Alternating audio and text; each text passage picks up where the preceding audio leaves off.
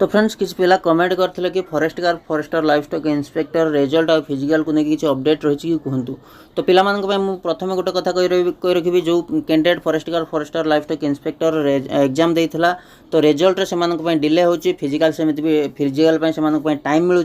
निश्चय भाव में फिजिकल को प्रिपेरेसन कर रखु सेमती कौन भी अपडेट आसने रिजल्ट ए दिन पब्लिश हो कि फिजिकल ए दिन में कंडक्ट कर रिक्रुटमेंट कैलेंडर अनुसार आम जब देखा forest guard forester livestock inspector result आपंकर जदि वीक्रे बाहर जो जुलाई मासर लास्ट सुधा आपंकर पब्लिश होची तो अगस्ट मास सेकेंड वीक सुधा आपंकर फिजिकल कंडक्ट हो तेणुक आपको 15 दिन आहुरी टाइम एक्सट्रा टाइम मिलूँ 15 दिन यही 15 दिन आपने जदि प्रिपेरेसन करना आपंकर फिजिकल को फिजिकल निहाती भाव में प्रिपेरेसन करूँ एथर सिलेक्शन आपंकर निश्चय भाव में टाइम अधिका